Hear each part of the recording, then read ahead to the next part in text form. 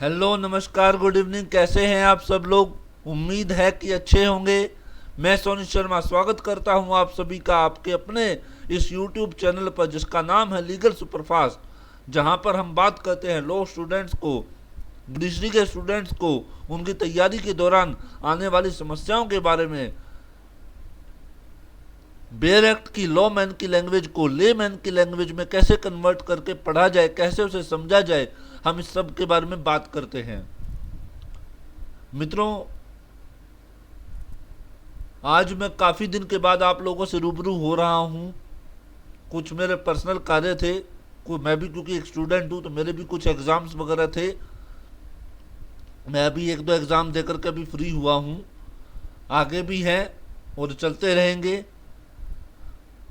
तो अभी तक जो है हमने ज़्यादा समय ना वेस्ट करते हुए हम सीधा बात करते हैं। अब अभी तक तो जो है हमने हमारा directive principles of state policy चल रहा था कॉन्स्टिट्यूशन ऑफ इंडिया के अंदर। कॉन्स्टिट्यूशन ऑफ इंडिया का पार्ट 4 जो कि directive principles of state policy के बारे में बात करता है, राज्य के नीति निर्देशक तत्वों के बारे में बात करता है, हम उसके बारे में बात कर रहे थे, वही पढ़ रहे थे। और हमने आर्टिकल 44 तक हमने कवर कर लिया था। अगर यदि आपने वो पुराना वीडियो वो पहले वाला वीडियो अगर देखा है तो अच्छी बात है, और नहीं देखा है तो कोई बात नहीं। इसके साथ इस वीडियो के डिस्क्रिप्शन में आपको वो लिंक शेयर कर दिया जाएगा, आप जाकर के उसे ज़रूर देखें। आज हम बात करेंगे आर्टिकल 45 से लेकर के 51 तक के आर्टिकल के बारे में हम आप आज पढ़ने की पूरी कोशिश करेंगे। तो ज़्यादा समय ना वेस्ट करते हुए हम अपना सीधा काम के ऊपर आते हैं, आज के टॉपिक के ऊपर आते हैं। आर्टिकल 45 हमारा देखिए क्या कहता है कि आपने पता होगा कि 86th अमेंडमेंट से 2002 में फंडामेंटल ड्यूटीज़ में अंदर आपका जो है 51 के जोड़ा गया था।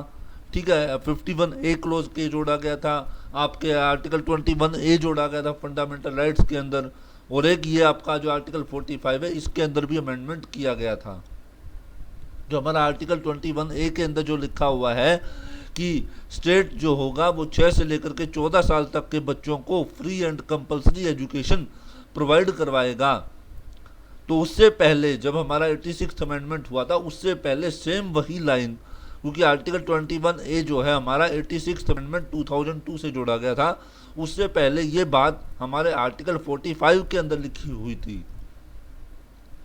हमारा आर्टिकल 45 2002 से पहले क्या कहता था, 86th अमेंडमेंट से पहले, कि राज्य जो होगा, स्टेट जो होगा, वो 6 से लेकर के 14 साल तक के बच्चों को फ्री एंड कंपलसरी एजुकेशन देने की व्यवस्था करेगा। ये हमारा आर्टिकल 45 उस टाइम कहता था, लेकिन उस बात को जो है वहाँ से हटा दिया गया, उसको आर्टिकल 21A के तहत उसको फंडामेंटल राइट्स के अंदर डाल दिया गया। अब हमारा जो आर्टिकल 45 है वो क्या कहता है, वो ये कहता है कि राज्य जो होगा वो अर्ली चाइल्डहुड केयर, बच्चों का जो अर्ली चाइल्डहुड केयर है उसकी जो व्यवस्था करेगा, और 0 से लेकर के 6 साल तक के बच्चे की जो है अपनी एजुकेशन, उनकी एजुकेशन की जो है व्यवस्था करेगा। ध्यान से सुनिएगा, आर्टिकल 45 जो है अब हमारा क्या कहता है कि राज्य जो होगा बच्चों के अर्ली चाइल्डहुड केयर की व्यवस्था करेगा, और उनके 0 से लेकर के 6 साल तक की जो उम्र के जो बच्चे हैं उनकी शिक्षा की व्यवस्था करेगा, उनके शिक्षा की व्यवस्था करेगा। देखिए क्या कहता है हमारा आर्टिकल 45, अगर आप यहाँ पर देख पा रहे हैं तो देखिए आर्टिकल 45 देखिए क्या कहता है, provision for early childhood care and education to children below the age of 6 years. Early childhood care के बारे में प्रावधान तथा 6 साल से कम उम्र के बच्चों की शिक्षा का प्रावधान। क्या कहता है, the state shall endeavour to provide early childhood care and education for all children until they complete the age of 6 years। दोबारा सुनिएगा क्या कह रहा है article 45, the state shall endeavour to provide early childhood care and education for all children until they complete the age of 6 years। राज्य कोशिश करेगा, state कोशिश करेगा, किस चीज के लिए, एंडेवर का मतलब था प्रयास करना, स्टेट प्रयास करेगा कि जो 6 साल से कम उम्र के बच्चे हैं जो 6 साल से कम उम्र के बच्चे हैं उनके early childhood care, childhood care का मतलब क्या होता है कि उनका जो है उनका विकास अच्छे से हो, उनकी जो है उनकी भरण पोषण उनका अच्छे से हो, इस बात की जो है व्यवस्था करेगा और उनका एजुकेशन प्रोवाइड करवाने की जो है प्रयास करेगा। ये बात आर्टिकल 45 कहता है। आर्टिकल 45 क्या कह रहा है, दोबारा सुनिएगा। इसको 86 अमेंडमेंट 2002 से इसको जो अमेंड किया गया है, ठीक है। ये क्या कहता है कि राज्य जो होगा, स्टेट जो होगा, वो 6 साल तक की उम्र के बच्चों के अर्ली चाइल्डहुड केयर, उनकी जो शैशवावस्था की देखरेख तथा एंड उनकी जो एजुकेशन है उनके लिए वो प्रोविज़न करेगा। अब हम इसको हिंदी में भी एक बार देख लेते हैं क्या कहता है ये। हिंदी के अंदर एक बार देखिए, 6 वर्ष, आर्टिकल 45, 6 वर्ष से कम आयु के बालकों के लिए प्रारंभिक बाल्यावस्था देखरेख और शिक्षा का उपबंध। क्या कहता है कि जो 6 साल से कम उम्र के जो बच्चे हैं उनके लिए प्रारंभिक बाल्यावस्था, बाल्यावस्था का मतलब चाइल्डहुड केयर, चाइल्डहुड और देखरेख का मतलब केयर, और उनकी शिक्षा को उपबंध यानी उनके एजुकेशन के लिए क्या प्रोविजन होगा। राज्य सभी बालकों के लिए 6 वर्ष की आयु पूरी करने तक, ध्यान रखिएगा 6 वर्ष की आयु तक, 6 ईयर्स की एज तक प्रारंभिक बाल्यावस्था देखरेख और शिक्षा देने के लिए उपबंध करने का प्रयास करेगा। क्या करेगा, दोबारा सुनिए। आर्टिकल 45 क्या कहता है, राज्य सभी बालकों के लिए जब तक कि वो 6 वर्ष के नहीं हो जाते, यानी 6 वर्ष की आयु पूरी करने तक प्रारंभिक बाल्यावस्था देखरेख और शिक्षा देने के लिए उपबंध करने का प्रयास करेगा। किस चीज का प्रयास करेगा, उनकी जो है भाई उनका चाइल्डहुड जो उनका अच्छे से बीते, उनकी जो शैशवावस्था, उनकी बाल्यावस्था जो उनकी अच्छे से बीते और उनका एजुकेशन अच्छे से मिले, इस बात का जो वो प्रयास करेगा। राज्य कौन करेगा, राज्य, राज्य इस बात का प्रयास करेगा।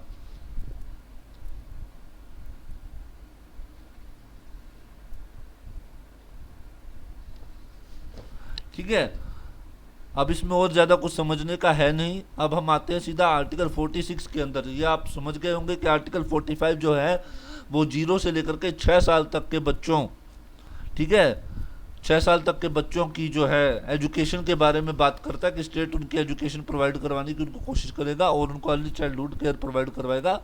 ये इसके बारे में स्टेट बात करता है।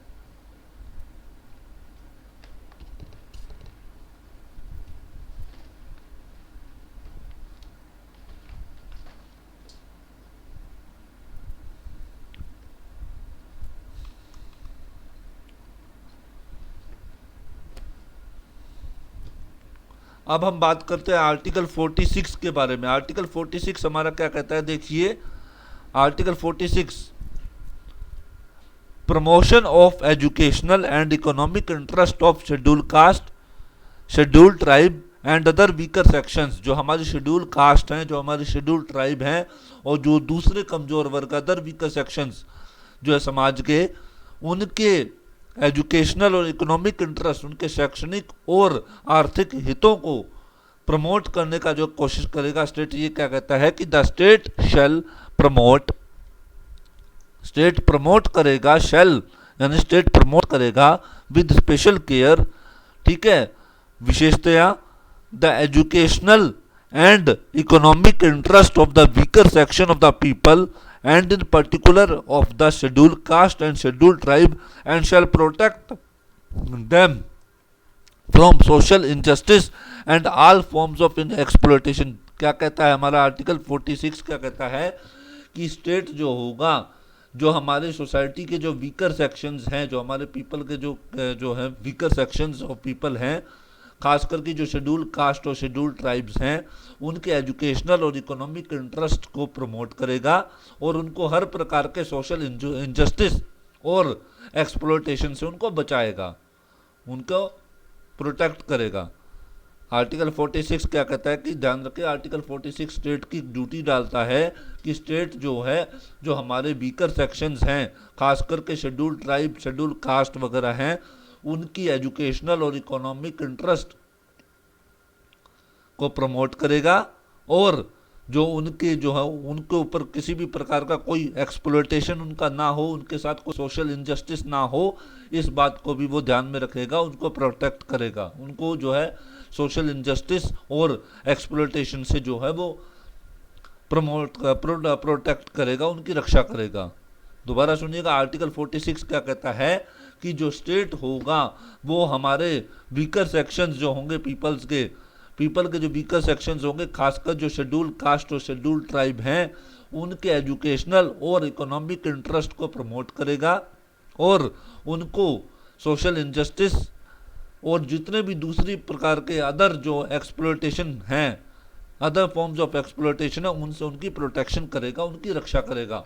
अब हमारा आर्टिकल 46 एक बार हम हिंदी में वो देख लेते हैं। हिंदी में क्या कहता है, हिंदी में क्या कहता है कि आर्टिकल 46 अनुसूचित जातियों, अनुसूचित जनजातियों और अन्य दुर्बल वर्गों के शिक्षा तथा अर्थ संबंधी का मतलब इकोनॉमिक हितों की अभिवृद्धि का मतलब प्रमोशन, राज्य जनता के दुर्बल वर्गों के विशेषतया अनुसूचित जातियों और अनुसूचित जनजातियों के शिक्षा तथा अर्थ संबंधी हितों की विशेष सावधानी से, स्पेशल केयर का मतलब यहाँ पे विशेष सावधानी से अभिवृद्धि करेगा, यानी उनका प्रमोशन करेगा, उनको प्रमोट करेगा और सामाजिक अन्याय और सभी प्रकार के शोषण से उनकी सुरक्षा करेगा, यानी उनको प्रोटेक्ट करेगा। दोबारा सुनिएगा, आर्टिकल 46 क्या कह रहा है, ये कह रहा है कि आर्टिकल 46 क्या कहता है कि जो स्टेट होगा वो जितने भी वीकर सेक्शंस ऑफ सोसाइटी हैं, खास करके जो शेड्यूल कास्ट और शेड्यूल ट्राइब हैं, उनके एजुकेशनल और इकोनॉमिक इंटरेस्ट जो होंगे उनको प्रमोट करेगा और उनको हर प्रकार के सोशल इनजस्टिस और एक्सप्लॉयटेशन से उनकी रक्षा करेगा, उनको प्रोटेक्ट करेगा। तो ये भी जो है आर्टिकल 46 भी जो है शेड्यूल कास्ट और शेड्यूल ट्राइब या वीकर सेक्शंस के लिए एक स्टेट की जिम्मेदारी है, एक ड्यूटी है जो स्टेट करेगा। ध्यान रखिएगा, शेल यहाँ पर दिया हुआ है, शेल का मतलब ये स्टेट की ड्यूटी है और स्टेट को ये करना होगा, करेगा स्टेट, ठीक है। और इसी बात को ध्यान में रखते हुए आर्टिकल 15 का क्लोज 4, आर्टिकल 16 का क्लोज 4, ठीक है, ये जहाँ पर शेड्यूल कास्ट और शेड्यूल ट्राइब के जितने भी जो है स्पेशल प्रोविजंस किए गए हैं हमारे कॉन्स्टिट्यूशन में, वो लगभग इसी बात को ध्यान में रख करके किए गए हैं। उसके बाद हम आते हैं, अगला आर्टिकल हमारा है, अगला है आर्टिकल 47। आर्टिकल 47 क्या कहता है, duty of the state to raise the level of nutrition and, ध्यान रखिएगा, duty of the state to raise the level of nutrition and the standard of living and to improve public health. क्या करेगा कि जो duty state की duty है किस बात की, एक तो वो रेज करेगा लेवल ऑफ न्यूट्रिशन, पोषण का जो है स्तर बढ़ाने की, और दूसरा स्टैंडर्ड ऑफ लिविंग, जीवन का स्तर बढ़ाने की, ठीक है, and to improve public health, और जो है जो हमारे जो पब्लिक हेल्थ है उसको इम्प्रूव करने की स्टेट की ड्यूटी के बारे में बात करता है। ध्यान रखिएगा, article 47 is the duty of the state, और यहाँ पर ड्यूटी वर्ड जो है प्रॉपरली दिया हुआ है। कई बार पूछ लिया जाता है क्वेश्चन के अंदर कि स्टेट की ड्यूटी है या नहीं है, तो ध्यान रखिएगा आर्टिकल 47 में ड्यूटी शब्द दिया हुआ है, तो इसलिए स्टेट की ये प्रॉपर ड्यूटी है। क्या किस चीज़ की ड्यूटी है, एक तो वो लेवल ऑफ न्यूट्रिशन बढ़ाएगा, ठीक है, और क्या करेगा, स्टैंडर्ड ऑफ लिविंग बढ़ाएगा, दूसरी ड्यूटी होगी, और तीसरी होगी उसकी पब्लिक हेल्थ को इंप्रूव करेगा। आर्टिकल 47 के अंदर स्टेट की 3 ड्यूटियां दी हुई हैं। सबसे पहली ड्यूटी आपका लिविंग स्टैंडर्ड बढ़ाएगा, एक तो जीवन का स्तर बढ़ाएगा, ठीक है, उसके बाद लेवल ऑफ न्यूट्रिशन बढ़ाएगा, ठीक है, पोषण का स्तर बढ़ाएगा। न्यूट्रिशन का मतलब पोषण, जो भी हम हमारा जो जैसे खान पान वगैरह होता है हमारा, उसका जो है उसका ध्यान रखेगा, ठीक है, और जो होगा तीसरा क्या होगा, पब्लिक हेल्थ को इम्प्रूव करेगा, लोक स्वास्थ्य को इम्प्रूव करेगा, ठीक है। क्या कहता है ये हमारा आर्टिकल 47, अब पढ़ते हैं इसको। The state shall regard the raising of the level of the nutrition, the state shall regard the raising of the level of nutrition and the standard of life of its people and the improvement of public health as among its primary duties। ध्यान रखिएगा कि state जो होगा वो अपनी इसको इन चीज़ों को अपनी प्राइमरी ड्यूटीज़, जो उसकी जो प्राथमिक कर्तव्य प्राइमरी ड्यूटीज़ के अंदर इसको इन्वॉल्व करेगा।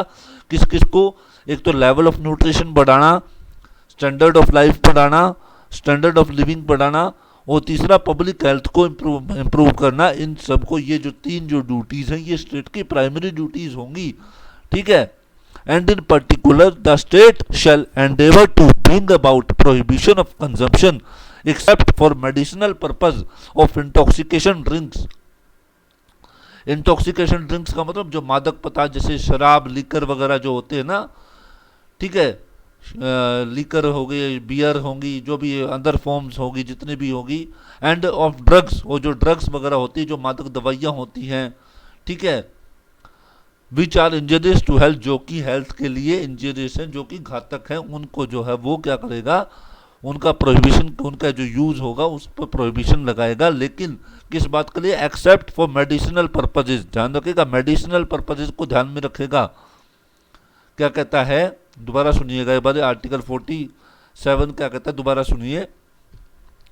The state shall regard the raising of the level of nutrition and the standard of living of its people and the improvement of public health as among its primary duties।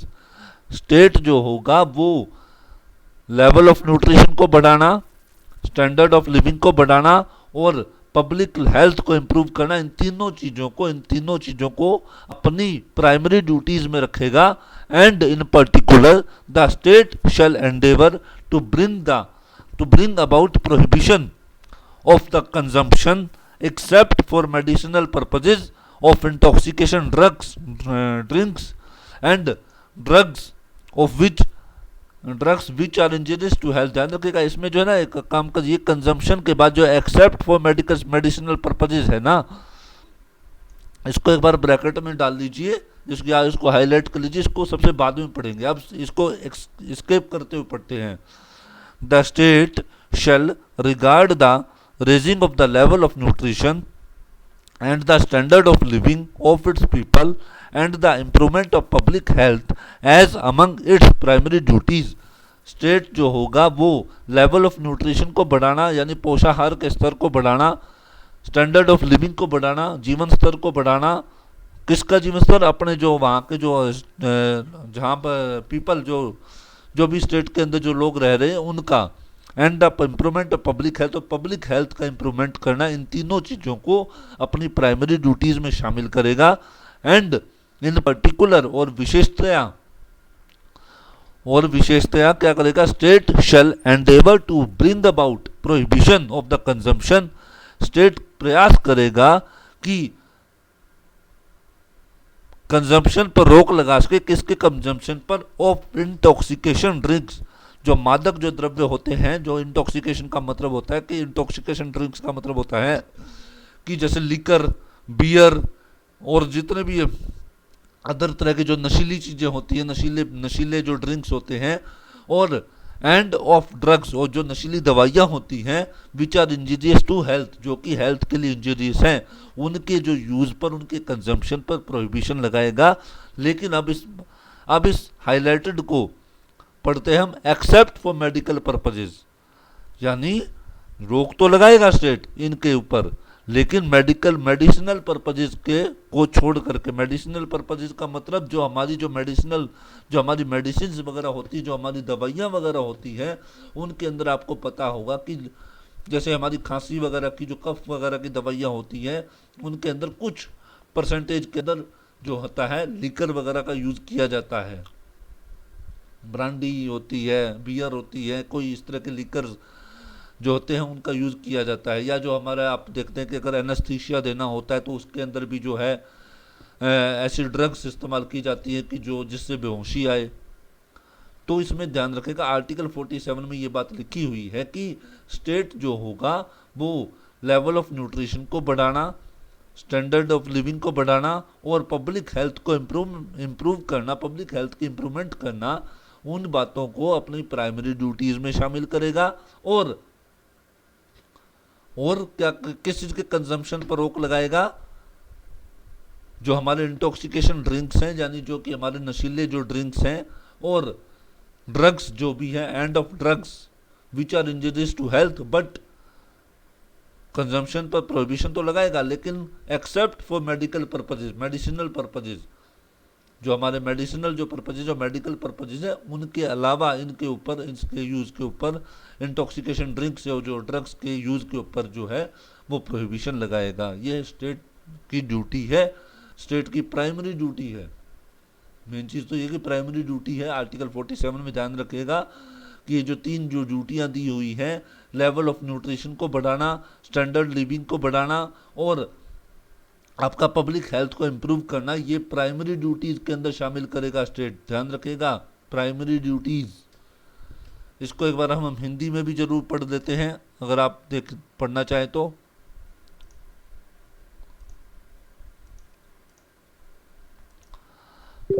Hindi में देखिए, इधर article 47 कहता है पोषाहार स्तर। पोषाहार स्तर का मतलब होता है लेवल ऑफ न्यूट्रिशन, और जीवन स्तर यानी स्टैंडर्ड ऑफ लिविंग को ऊंचा करने तथा लोक स्वास्थ्य, पब्लिक हेल्थ का सुधार करने यानी उसका इंप्रूवमेंट करने का राज्य का कर्तव्य। कर्तव्य ध्यान रखिएगा, ड्यूटी। राज्य अपने लोगों के पोषाहार स्तर और जीवन स्तर को ऊंचा करने और लोक स्वास्थ्य के सुधार को अपनी प्राथमिक कर्तव्यों में मानेगा, यानी प्राथमिक कर्तव्य यानी प्राइमरी ड्यूटीज में मानेगा। और राज्य विशिष्टतया मादक पेयों और स्वास्थ्य के लिए हानिकारक औषधियों के, ठीक है, औषधियों के, एक बार इसको जो है ये औषधि प्रयोजनों से भिन्न, इस वर्ड को जो हम हाईलाइट करते हैं, औषधियों के उपभोग का प्रतिषेध करने का प्रयास करेगा। और लास्ट में पढ़िए, औषधीय प्रयोजनों से भिन्न, एक्सेप्ट फॉर मेडिसिनल पर्पजेज। दोबारा सुनिएगा, आर्टिकल 47 क्या कहता है कि स्टेट जो होगा वो प्राइमरी ड्यूटीज में शामिल करेगा किन किन बातों को? लेवल ऑफ न्यूट्रिशन को बढ़ाने को, ठीक है, उसके बाद अगला क्या कहते हैं आपका स्टैंडर्ड ऑफ लिविंग बढ़ाने को, और तीसरा इंप्रूवमेंट किसकी? पब्लिक हेल्थ की इंप्रूवमेंट करने को। इन 3 बातों को अपनी पब्लिक ड्यूटी, प्राइमरी ड्यूटीज के अंदर इसमें शामिल करेगा। और स्टेट प्रयास करेगा, एंडेवर करेगा, state shall endeavour to prohibit the consumption of intoxication drinks and of drugs which are injurious to health except for medicinal purposes. जो मेडिसिनल जो पर्पजेज हैं उनके अलावा जितने भी जो है इंटॉक्सिकेशन ड्रिंक्स हैं या जो अपने दवाइयाँ हैं, ड्रग्स हैं, जितनी भी नशीली दवाइयाँ हैं, उन सब के कंजम्पशन के ऊपर रोक लगाएगा। ये जो है आर्टिकल 47 हमारा कहता है, ठीक है। अब इसमें ज़्यादा कोई वो नहीं है, अगर आप पॉलिटी के हिसाब से अगर पढ़ना चाहें तो हमारे एक कॉन्स्टिट्यूशन असेंबली में, कॉन्स्टिट्यूएंट असेंबली के एक सदस्य थे महावीर त्यागी, उनके जो है प्रस्ताव पर, उनके जो है सजेशन पर आर्टिकल 47 ऐड किया गया था। ये बात उसके अंदर ऐड की गई थी सारी, ठीक है। और ये जो मेडिसिनल पर्पजेज को छोड़ करके जो ये बात कही गई थी कि मेडिसिनल पर्पजेज को छोड़ करके बाकी जितने भी इंटॉक्सिकेशन ड्रिंक्स या ड्रग्स हैं उनके ऊपर स्टेट रोक लगाएगा। ये जो है एक हमारे कॉन्स्टिट्यूएंट असेंबली के ही एक दूसरे मेंबर थे शिब्बन लाल सक्सेना, उनके सजेशन पर इस बात को जोड़ा गया था। तो ये ज़्यादा हमारे लिए ज़्यादा इतना ज़रूरी नहीं है। उसके बाद हम आते हैं आर्टिकल 48 के ऊपर। आर्टिकल 48 देखिए क्या कह रहा है, organisation of agriculture and animal husbandry. Article 48 में पढ़ रहा हूं, क्या कह रहा है article 48, organisation of agriculture and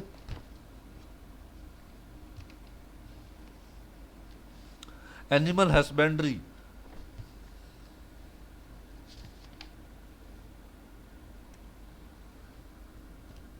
article 48 दोबारा देखिए, मैं पढ़ रहा हूँ एक बार। आर्टिकल 48 कहता है organisation of agriculture and animal husbandry.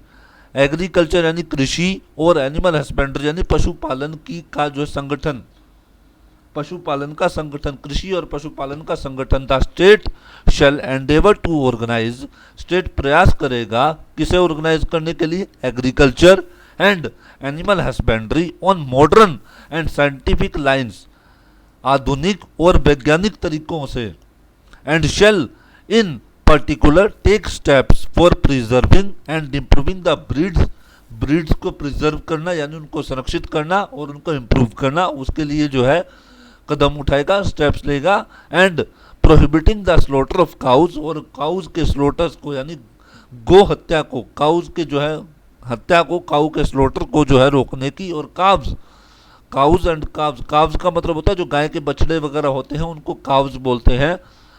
Cause and calves and other milch and draught cattle and other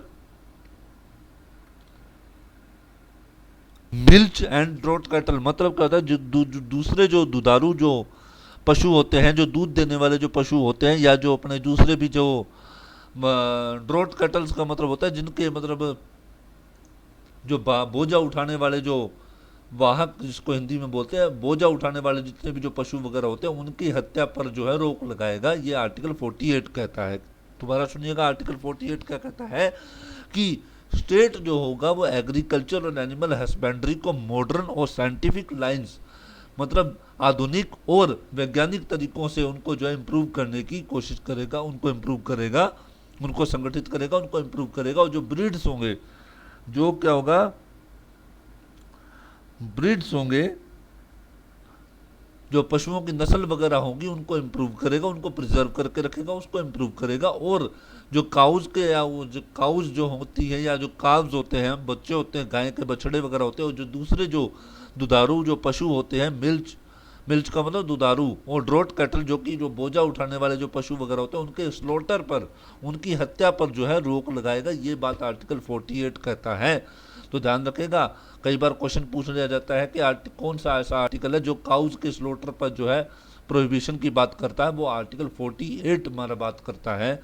ठीक है, कौन सा ऐसा आर्टिकल है जो एग्रीकल्चर और एनिमल हस्बेंड्री को जो मॉडर्न और साइंटिफिक तरीकों से जो है उसको इम्प्रूव करने की बात करता है, वो हमारा आर्टिकल 48 बात करता है। दोबारा सुनिएगा, आर्टिकल 48 क्या कहता है कि आर्टिकल ये कहता है कि स्टेट जो है वो प्रयास करेगा किसका, एक तो हमारा एग्रीकल्चर एंड एनिमल हस्बेंड्री को ऑर्गेनाइज करेगा, उनको जो है किस बात पर, किस बेस पर, मतलब मॉडर्न और साइंटिफिक तरीकों से जो है उसको ऑर्गेनाइज करेगा उसको। और जो हमारे जो ब्रीड्स हैं, ब्रीड्स का मतलब जो पशुओं की जो नस्ल है उनको जो प्रिजर्व करेगा, उनको इम्प्रूवमेंट उनके अंदर लेके आएगा।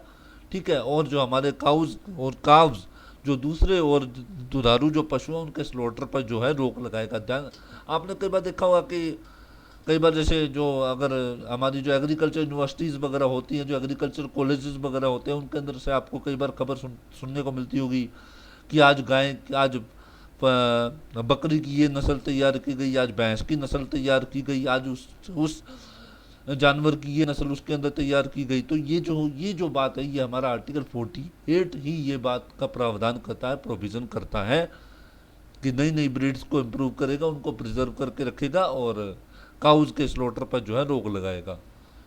दोबारा सुनिएगा, आर्टिकल 48 को मैं अब हिंदी में एक बार और पढ़ देता हूँ। कृषि और पशुपालन का संगठन, आर्टिकल 48 ध्यान रखेगा, कृषि और पशुपालन का संगठन राज्य कृषि और पशुपालन को आधुनिक और वैज्ञानिक प्रणालियों से संगठित करने का प्रयास करेगा, modern and scientific lines and और विशिष्टतः गायों और बछड़ों तथा अन्य दुधारू और वाहक पशुओं की नस्लों की परिरक्षण और सुधार के लिए उनके वध का प्रतिषेध करने के लिए कदम उठाएगा। आर्टिकल 48 दोबारा सुनिएगा, कृषि और पशुपालन का संगठन राज्य कृषि और पशुपालन को आधुनिक और वैज्ञानिक प्रणालियों से संगठित करने का प्रयास करेगा और विशिष्टतः गायों और बछड़ों तथा अन्य दुधारू और वाहक पशु का मतलब जो बोझा ढोने वाले जो पशु होते हैं, ठीक है, की नस्लों, जैसे बैल वगैरह हो गए, की नस्लों के परिरक्षण का मतलब है उनका प्रिजर्वेशन, उनकी रक्षा करना और सुधार यानी इम्प्रूवमेंट के लिए और उनके वध का प्रतिषेध करने के लिए कदम उठाएगा। मेरा ख्याल है कि आप शायद समझ ही गए होंगे कि आर्टिकल 48 क्या कहता है कि राज्य जो होगा, स्टेट जो होगा, वो एग्रीकल्चर और एनिमल हस्बेंड्री का मॉडर्न एंड साइंटिफिक लाइंस से ऑर्गेनाइज करेगा, और स्लोटर काउ स्लोटर और काव्स काव्स काव्स या अन्य जितने भी जो है दुधारू मिल्च एनिमल्स यानी दुधारू पशु, या जो है अपने ड्रॉट एनिमल्स यानी जो वाहक पशु हैं, जो बोझा ढोने वाले पशु हैं, उनके स्लोटर को पर रोक लगाएगा और उनकी नस्लों को, उनकी ब्रीड्स को जो है इम्प्रूव करने की कोशिश करेगा, प्रिजर्व और इम्प्रूव करने के लिए जो नेसेसरी जो स्टेप्स होंगे वो लेगा। ये हमारा आर्टिकल 48 कहता है। उसके बाद हम बात करते हैं अगला आर्टिकल 49 के ऊपर हम आते हैं।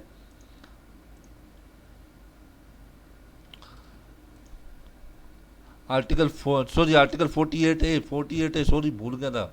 आर्टिकल 48 ए क्या कहता है, protection and improvement of environment. Article 48 ए इसे जोड़ा गया था, ध्यान रखिएगा।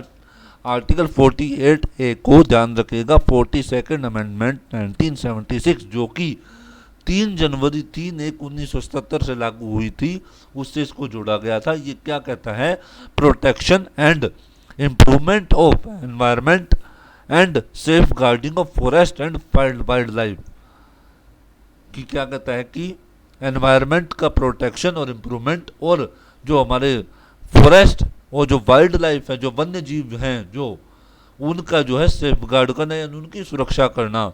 ये क्या कहता है कि the state shall endeavour to protect, state प्रयास करेगा किसका, प्रोटेक्ट करने का, एंड इम्प्रूव द एनवायरनमेंट, जो हमारा वातावरण है उसको प्रोटेक्ट करने का और उसको इम्प्रूव करने का प्रयास करेगा, and to safeguard the forest, और हमारे जंगलों की रक्षा करेगा, and wildlife of the country, वो जो जितने भी हमारी कंट्री के जो वाइल्ड लाइफ है, जो वन्य जीव हैं, जो जंगली पशु वगैरह हैं, जो वन्य जीव हैं, उनको जो है सेफ गार्ड करेगा। ये जो हमारा आर्टिकल 48 ए कहता है, वो इस बात से जोड़ा गया था। आर्टिकल 48 ए को 42nd अमेंडमेंट 1976 से इसको जोड़ा गया था। क्या कहता है कि protection and improvement of environment and safeguarding of forest and wildlife, जो स्टेट शेल एंडेवर, स्टेट प्रयास करेगा to protect and improve the environment, अपने एनवायरनमेंट को प्रोटेक्ट करना और उसको इम्प्रूव करना, और and safeguarding the forest and wildlife of the country, और जो अपनी कंट्री के जो फॉरेस्ट हैं, जो जंगल वगैरह हैं, और जो अपनी वाइल्ड लाइफ है, जो हमारे वन्य जीव हैं, जो जंगलों के अंदर रहते हैं, उनको जो है सेफ गार्ड करने का, उनको जो है सुरक्षित करने का प्रयास जो है स्टेट करेगा। ये हमारा आर्टिकल 48 ए कहता है। इसको एक बार हम हिंदी में और पढ़ देते हैं, इसके अंदर ज़्यादा कुछ समझने का नहीं है। ये कई बार क्वेश्चन में पूछा जाता है कि प्रोटेक्शन ऑफ वाइल्ड लाइफ जो है वो आर्टिकल कौन से आर्टिकल के अंदर दिया हुआ है, तो ध्यान रखिएगा आर्टिकल 48 ए के अंदर दिया हुआ है, जिसको 42nd अमेंडमेंट से 1976 में जोड़ा गया था। इसको एक बार हम हिंदी में और देख लेते हैं क्या कहता है ये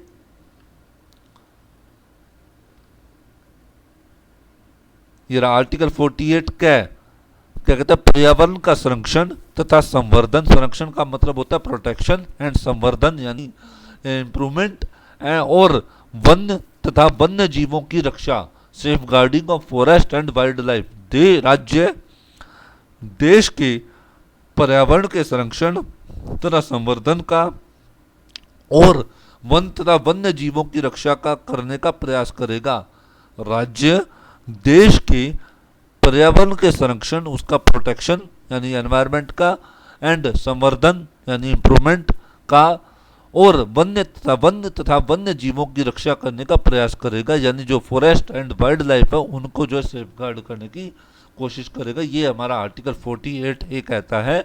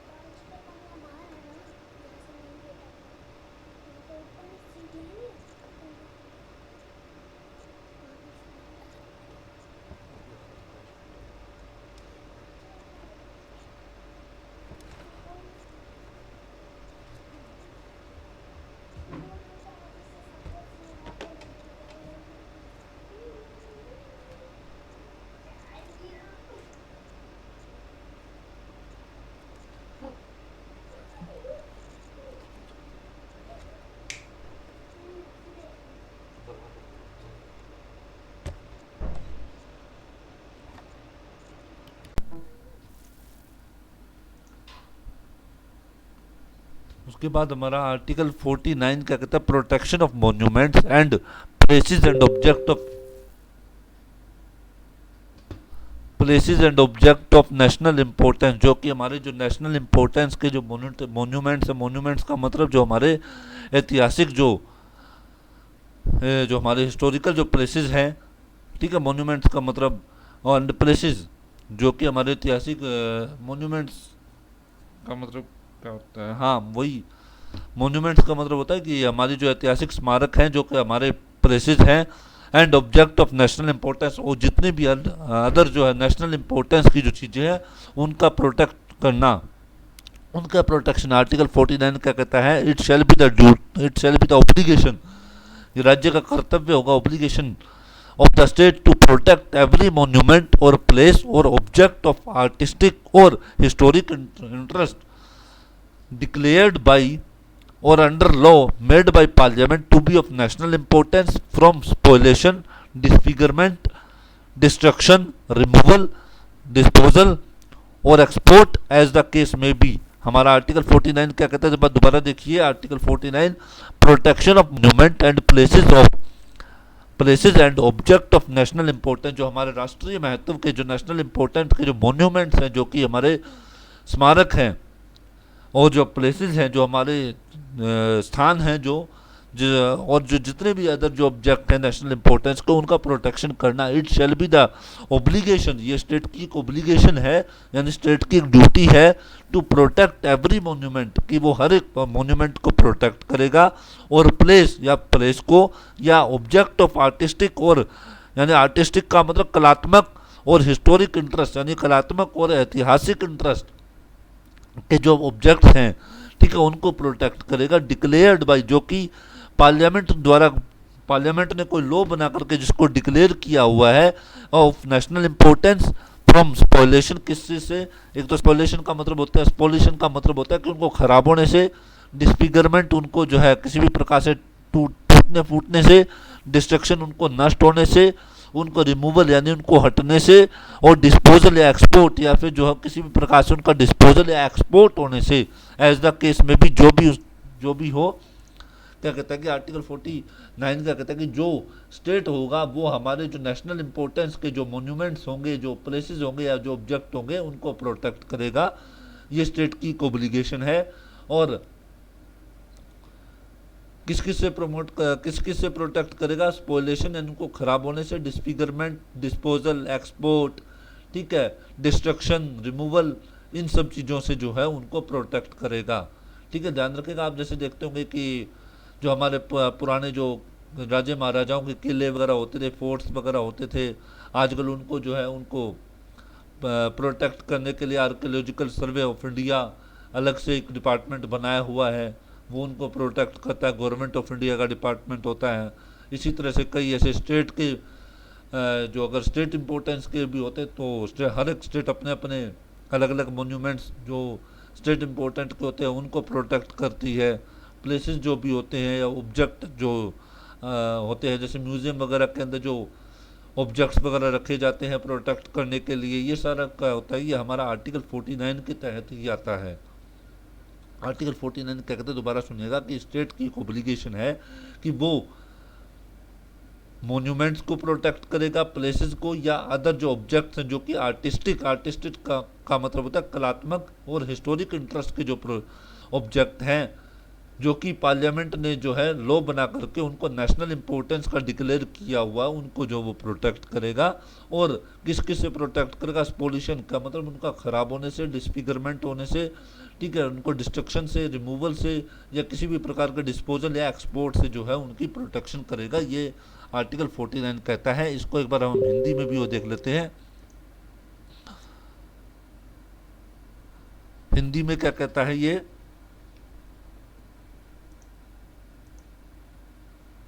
राष्ट्रीय महत्व के संस्मारकों, आर्टिकल 49 में पढ़ रहा हूं, राष्ट्रीय महत्व के संस्मारकों, स्थानों और वस्तुओं का संरक्षण संसद द्वारा बनाई गई विधि या उसके अधीन, इसको एक बार ब्रैकेट में डाल लीजिए, वैसे भी पहले ब्रैकेट में दिया हुआ है, राष्ट्रीय महत्व वाले या घोषित किए गए कलात्मक या ऐतिहासिक अभिरुचि वाले प्रत्येक संस्मारक संस्मारक का मतलब मोन्यूमेंट, या स्थान, प्लेस या वस्तु का यानी ऑब्जेक्ट का यथास्थिति, एज द केस में भी।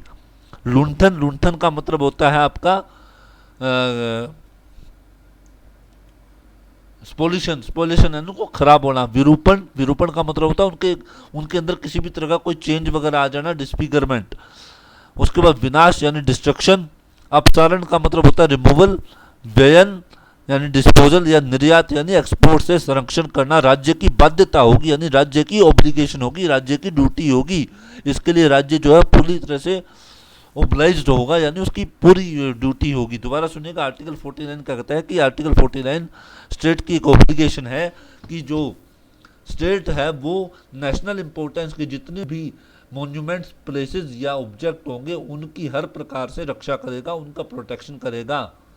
ये बस सीधी सी बात है, ये हमारा आर्टिकल 49 कहता है।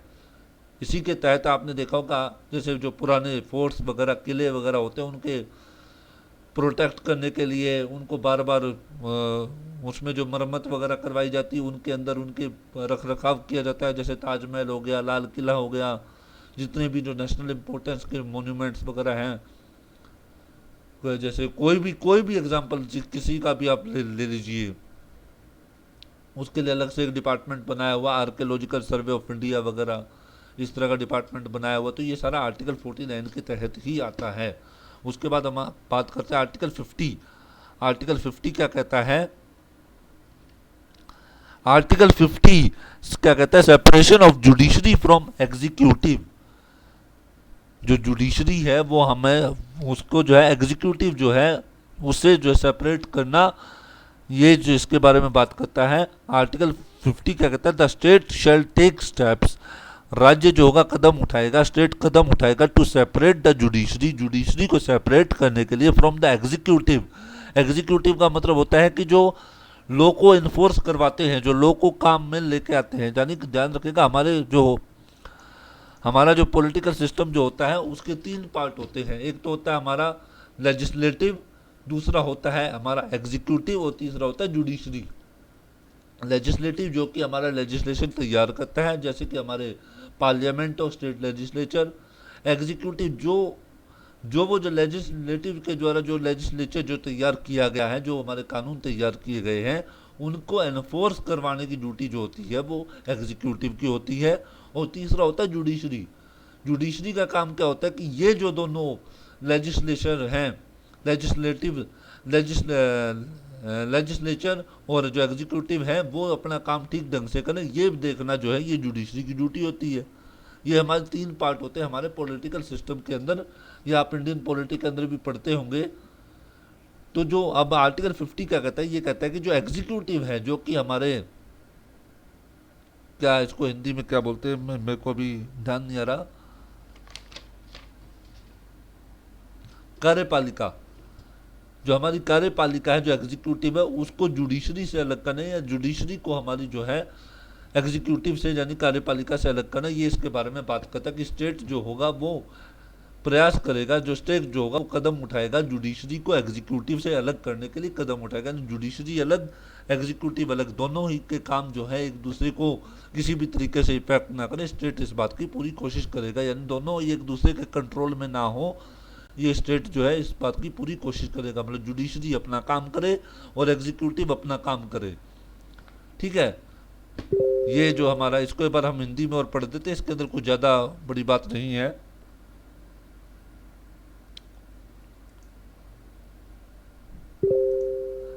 आर्टिकल 50 क्या कहता है हिंदी के अंदर? देखिए बारी, कार्यपालिका से न्यायपालिका का पृथक्करण यानी सेपरेशन। राज्य की लोक सेवाओं में, पब्लिक सर्विसेज के अंदर न्यायपालिका को कार्यपालिका से पृथक करने के लिए राज्य कदम उठाएगा, यानी जुडिशरी को एग्जीक्यूटिव से अलग करने के लिए, सेपरेट करने के लिए राज्य यानी स्टेट जो होगा वो स्टेप्स लेगा। ये हमारा आर्टिकल 50 कहता है। उसके बाद हम बात करते हैं आर्टिकल 51 की। आर्टिकल 51 क्या कहता है? Promotion of international peace and security. Article 51 जो होता है वो हमारा जो स्टेट का जो इंटरनेशनल जो ड्यूटी है, मतलब जो दूसरे देशों के साथ जो हमारी स्टेट की जो ड्यूटी बनती है उसके बारे में बात करता है। वो क्या कहता है कि promotion of international peace and security, अंतर्राष्ट्रीय शांति और सुरक्षा का प्रमोट करना, उसका जो है संवर्धन करना या प्रमोशन करना। The state shall endeavour to, state प्रयास करेगा किसका, promote international peace and security, जो हमारी इंटरनेशनल पीस है या जो सिक्योरिटी है, जो सुरक्षा है, उसको प्रमोट करने का प्रयास करेगा। Maintain just and honourable relation between Nations, देशों के बीच में दूसरे देशों के साथ जो होगा जो जस्ट और ऑनरेबल रिलेशंस, ऑनरेबल का मतलब होता है सम्मानजनक जो है रिश्ते वगैरह, उसको जो मेंटेन करने की कोशिश करेगा। और तीसरा कहते हैं foster respect for international law, और जितने भी इंटरनेशनल लॉ हैं उनको रिस्पेक्ट देगा। एंड ट्रीटी ऑब्लिगेशंस, और जितनी भी जो ट्रीटीज होती हैं, जो संधियां होती हैं इंटरनेशनल, उनको जो है वो मानने के लिए ओब्लाइज होगा। In the dealing of organised people with one another, जो हमारे जो ऑर्गेनाइज्ड पीपल हैं उनके साथ जो डीलिंग होती है, उनके साथ जो डीलिंग के अंदर जो ट्रीटी या जो लॉ वगैरह जो होते हैं उनको जो है वो स्टेट क्या करेगा, रिस्पेक्ट करेगा। उसके बाद अगला कहता है encourage settlement of international dispute by arbitration, और जो इंटरनेशनल डिस्प्यूट होते हैं यानी जो दो या दो से ज़्यादा देशों के बीच में अगर कोई किसी प्रकार का कोई डिस्प्यूट है उसको आर्बिट्रेशन, आर्बिट्रेशन का मतलब मध्यस्थता, यानी उनके बीच में बिचौलिए का काम करेगा, मतलब इन द सेंस आर्बिट्रेशन से उसके डिस्प्यूट को जो सेटल करने का प्रयास करेगा। ये हमारा आर्टिकल 51 कहता है। ध्यान रखिएगा आर्टिकल 51 जो है वो हमारे स्टेट की इंटरनेशनल ड्यूटीज, मतलब दूसरे देशों के प्रति जो है हमारे स्टेट का क्या कर्तव्य होगा, हमारे इंडिया की क्या ड्यूटी होगी, ये उसके बारे में बात करता है। क्या कहता है कि जो आर्टिकल 51 क्या कह रहा है कि स्टेट प्रयास करेगा किस चीज़ का, सबसे पहली बात तो इंटरनेशनल पीस एंड सिक्योरिटी को प्रमोट करने का, दूसरा दूसरे जो नेशंस हैं उनके साथ just and honourable relations maintain रखने का, और तीसरा इंटरनेशनल लॉ या जो ट्रीटीज़ वगैरह जो होती हैं उनको जो है रिस्पेक्ट करने का के लिए ओब्लाइज होगा।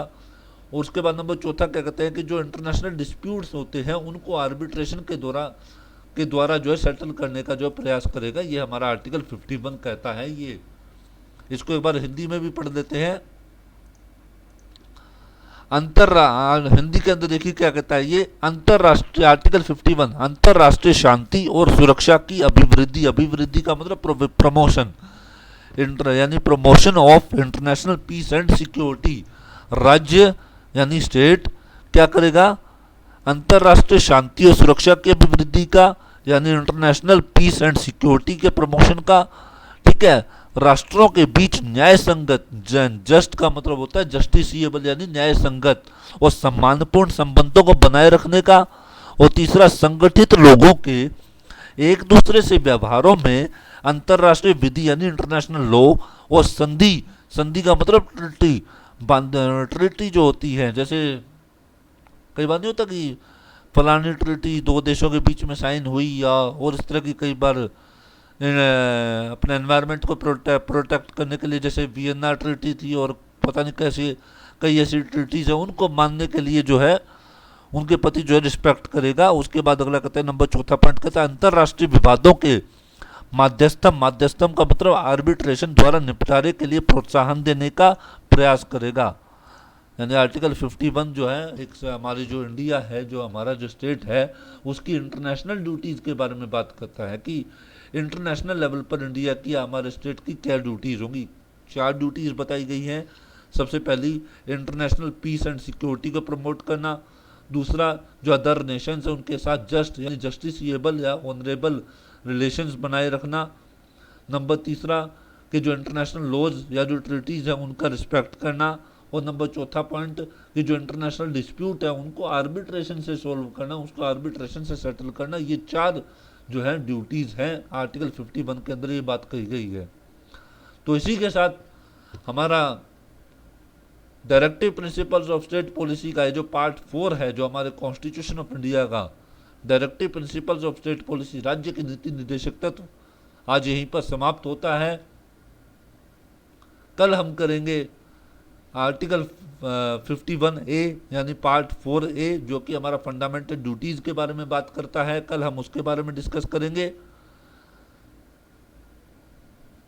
तो कैसा लगा आपको आज का ये लेक्चर, कमेंट में ज़रूर बताइएगा। और कोई किसी प्रकार की कोई सजेशन हो वो भी आप ज़रूर बताइएगा।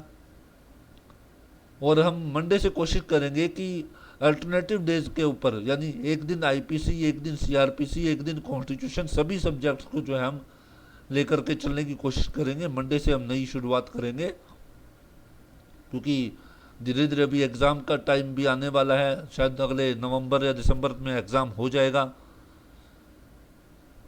तो एक दिन हम आईपीसी करेंगे, फिर उसके बाद सीआरपीसी करेंगे, एक दिन कॉन्स्टिट्यूशन करेंगे। इसी तरह से अल्टरनेट डेज ऑफ वीक्स पर जो है हम अपने अब काम करेंगे। तो प्लीज़ आप इस वीडियो को ज़रूर देखिएगा, और अपना कोई भी सजेशन हो ज़रूर मुझे बताइएगा। और इस वीडियो को ज़्यादा से ज़्यादा लाइक कीजिएगा, शेयर कीजिएगा, चैनल को सब्सक्राइब कीजिएगा। ये आपका अपना चैनल है।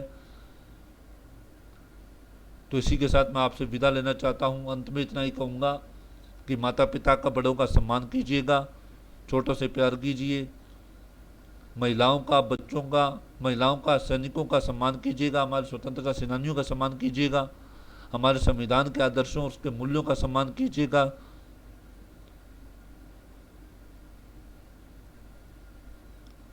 बस अपना ख्याल रखिएगा, और समय पर अपना वैक्सीनेशन जरूर करवाइए कोरोना का, ताकि सरकार और प्रशासन के का जो कोरोना के विरुद्ध जो अभियान है उसमें हम अपना योगदान दे सके। और जब तक जरूरी ना हो तब तक घरों से ना निकलें, क्योंकि अभी भी कोरोना का जो है, अभी भी कोरोना ख़त्म नहीं हुआ है, कहीं गया नहीं है। नया वेरिएंट भी अभी सुनने में आ रहा है कि जल्दी आने वाला है, और वो शायद इससे भी खतरनाक हो। इसलिए प्लीज़ आपसे रिक्वेस्ट है कि जब तक ज़रूरी ना हो तब तक अपने घरों से ना निकलें। और इसी के साथ मैं आपसे विदा लेना चाहूँगा। Thank you very much. Good night.